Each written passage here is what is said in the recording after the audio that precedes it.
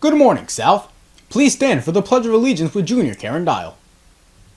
I pledge allegiance to the flag of the United States of America, and to the republic for which it stands, one nation, under God, indivisible, with liberty and justice for all.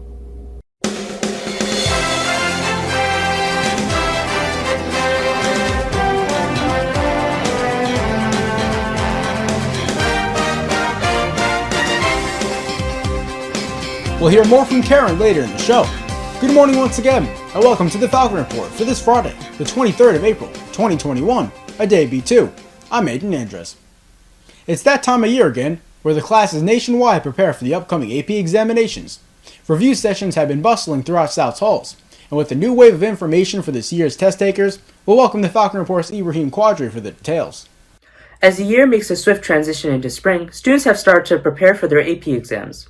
The AP College Board has made changes to accommodate for those who are working from home by creating an accessible online app to ensure a safe and efficient submission of online material. Test dates have also been pushed back farther into May. To avoid confusion over the new exam format, Assistant Principal Ms. Jacqueline Allen set up a virtual meeting this past Wednesday to explain the recent changes and iron out any questions about taking the tests. Students were told to come to school and log in online 30 minutes early on exam days, bring all necessary items like number 2 pencils, and making sure that their Wi-Fi connection is stable. Everything discussed during the meeting is available under files in the 2021 AP Exams Teams channel. Additionally, students have started to make use of both new and old technologies in order to study for their upcoming tests. AP daily videos have become popular among teachers and their young test takers for their easy access and helpful information. Can we cover more? Can we do more? Well, we're going to try our best to give you everything that you need. South staff also created an extensive schedule for their students to attend various review sessions before and after school time, in person and at home. While APs have undergone some drastic changes, there's no doubt that South students will be more ready than ever, considering the many resources at hand. For the Falcon Report, I'm Ibrahim Qadri. And now we'll look at an artist who's all the competition through her mesmerizing work. Junior Karen Dial just recently won her 3rd straight Shanti Fund Calendar Award. Let's welcome the Falcon Report's Emily Knopfdorf, who spoke with Karen Dial to learn what is this prestigious award and her motivation behind it. They join us now. Thanks, Aiden. Joining me now is Junior Karen Dial. So, Karen, could you explain what exactly the Shanti Fund represents? Sure. So it's an organization that honors the legacy of Gandhi by promoting messages of unity and peace through the artwork of various K-12 students all across Long Island, really. So what was the inspiration and message behind your submission? So my submission, it depicted 3 really powerful and empowering youthful activists. There was Malala, Emma Gonzalez, and Greta Thunberg, who many people are really familiar with, and ultimately I was really inspired by them. Just in terms of creating a message of peace and of unity, I feel like there's no better example of anyone who consistently portrays the message of unity and peace than people like them who are really just around the same age as us and who are consistently fighting for, those same values every day. And what would you say your artistic inspirations are? I would say it comes from a lot of different places. Of course, we have the facet of other artists throughout history, Frida Kahlo. Really any empowering woman of color or someone who I feel that I can personally identify with is always really inspiring to me. And outside of that, I feel I often gain inspiration just from looking at the world around us. We live in such a turbulent time and there's so much happening at all times that I feel like it's really easy to just step outside your front door and to gain inspiration from something or another. I totally agree. We have a generational talent on our hands. Congratulations to Karen. Back to you, Aiden. When the Falcon Report returns, we'll hear far more about South's celebration of Earth Week. But first, a bird's eye view of Room 111's computer lab. The Falcon Report will be right back.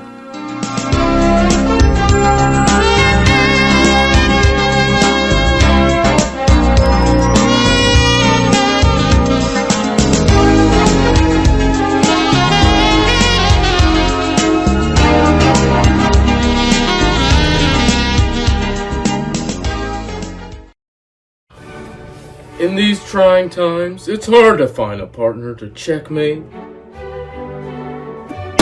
Your move. Oh. Or play video games with your homies. Did you see that? Oh. Or get down on some extreme water sports. Yeah! Well, we can't help with that. But we can all go to the Cultural Society General Meeting. Oh! Be social, Be cultured. Come to the next Cultural Society meeting on Friday after school. We'll see you there. This year's Service Week will be dedicated to showing support for one of our high school families. This family has suffered a tragic loss, and the South family is preparing to show our love and assistance. South sticks together to better the lives of people in our community. Remember, small acts of kindness make a big difference. The celebration of our planet, Earth Week, took place in the halls of our school. How did our students and staff make the Earth just a bit greener? We'll ask just that to our very own Christian Dyer. Christian? South definitely took an earthly turn this week, as Earth Week was celebrated widely throughout our school by students and faculty. Kicking off last week, members of Science Honor Society helped to share positive messages about the environment, as memos sent by students were formed to create the Earth Out of Post-it notes. This year has really highlighted all we can and should do for our planet. This year, we were able to unite kids online and in person to participate in fun activities to value the nature around us. We were even able to construct a banner which comprised of student messages for Earth Day. Officially starting on Monday, students partook in eventful activities, such as changing their virtual backgrounds to reflect their favorite vacation spot, competing in a series of intricate questions to escape South High School and save our Falcon, with select students winning a Ralph's gift card. In addition, students and staff wore an earthly array of outfits this Wednesday to show their love for the environment. Creative writing skills were activated, as students wrote fun and inventive essays to describe how earthly they were. And for today's challenge, Echoes of the Earth will be played in between periods. For the Falcon Report, I'm Christian Dyer. This week has had it all, from cold to warm, from wet to dry. The Falcon Report's Oliver Chazinski joins us now to sort it all out. Oliver? Sure about that. There's been a full array of weatherly emotions throughout this past week, and it seems as if it will pour into the weekend, quite literally. The cold weather of yesterday will give way to an excellent today, the best of 3 days, with sunny skies and mild breeze in the 60s. Tomorrow, though it will feel as warm as 71, will be mostly cloud covered. The grand finale of this weekend will bring on potentially heavy rainfall in the first part of the day, and high winds most of the rest of the day.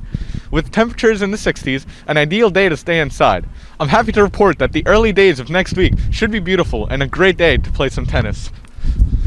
Stay dry, South. Back to you, Aiden. The athletic field has been quite busy before the conclusion of the fall season, as the girls' soccer and boys' football team took on their final opponents of the season. The Falcon Report sports producer Kiwi Bazdeo joins the show yet again to tell it all. Thanks, Aiden. The girls' soccer team hosted their first playoff match of the season against the Colts of Calhoun. The game started off as a defensive match as neither team scored in the first 30 minutes. Junior goalkeeper Alexis Navarro anchored the team's defense with a great save. As defense was a key to this game, senior leaders Janelia Fernandez and Haley Roberts kept South's turf anchored from incoming goals. However, around the 31st minute, Calhoun scored the first blow. South came out of the half with an aggressive game plan, but unfortunately they were unable to capitalize on a key few moments. Despite their valiant efforts, the girls lost the game. Congratulations to our girls soccer team on a great season. And on to the football team. They ended their season on a high note with a hefty win against Glen Cove. Prior to the match, football and cheerleading seniors are honored with a pre-game ceremony. The team got to work immediately after as Yasir Shabazalov scored the first touchdown in the first quarter with a QB keep. In the second quarter, Yasir showed off dual threat talent, throwing a touchdown to fellow senior Giovanni.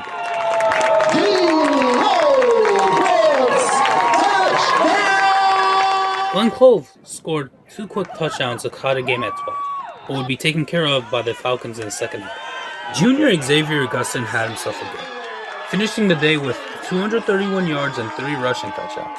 He was also named the Gridiron Great on Newsday. Glen Cove's offense was no match for South's defense, as seniors Giovanni Brooks and Malik Rowe each had 8 tackles. This performance and others earned the team the most improved in Conference 3 award with a 4-2 record. And that's sports! And before we leave you, let's take a look at South's very own Kaylee McDonald competing in the Long Island Gymnastics Championship. McDonald placed 3rd on vault, scoring a 9.4, and placed 10th on bars, and 12th on beam. Congratulations to Kaylee for an outstanding performance. That's all for this edition of the Falcon Report.